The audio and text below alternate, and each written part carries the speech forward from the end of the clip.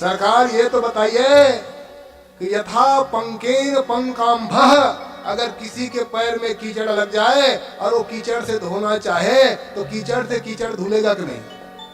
आप कह रहे हो ना कर्म से कर्म की निवृत्ति होती है, तो कीचड़ भी एक कर्म है, कीचड़ लगना, और कीचड़ धोना भी कर्म है। तो उस कीचड़ से कीचड़ धुलेगा कि नहीं धुलेगा, ये बताओ। अगर धुल जाए तो हम मान लेंगे कर्म से कर्म की निवृत्ति होती है, तो कीचड़ से कीचड़ धुलेगा कि नहीं? भगवान ने कहा यार कैसे कीचड़ से कीचड़ धुलेगा, और ज्यादा कीचड़ हो जाएगा। कीचड़ से कीचड़ धुल नहीं सकता।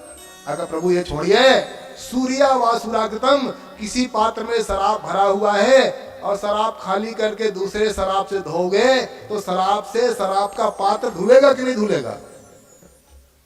भगवान ने कहा यार शराब से शराब का पात्र कैसे धुलेगा, और पूरा पहले तो अंदर ही था, अब तो बाहर भी हो जाएगा। तो प्रभु जैसे इसमें नहीं हो सकता, वैसे ही कर्म से कर्म की निवृत्ति कैसे हो सकती है, ये तो बताओ आप। और आप ये कहते हो कि कर्म से कर्म की निवृत्ति नहीं होती, होती है।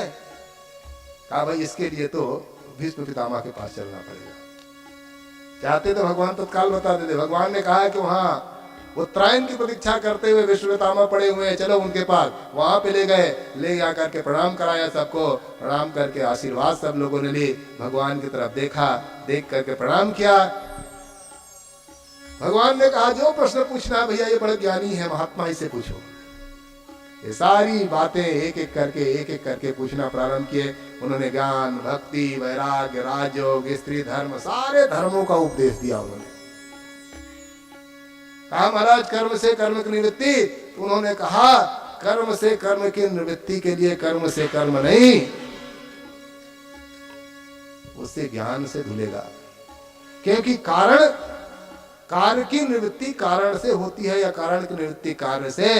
इसलिए हे पुत्र, कीचड़ से कीचड़ नहीं धो जाते, कीचड़ कार्य है और कीचड़ का कारण जल है। अगर उनको जल से धोगे तब धुलेगा, क्योंकि कार्य की निवृत्ति कारण से होती है, कार्य की निवृत्ति कार्य से नहीं होती।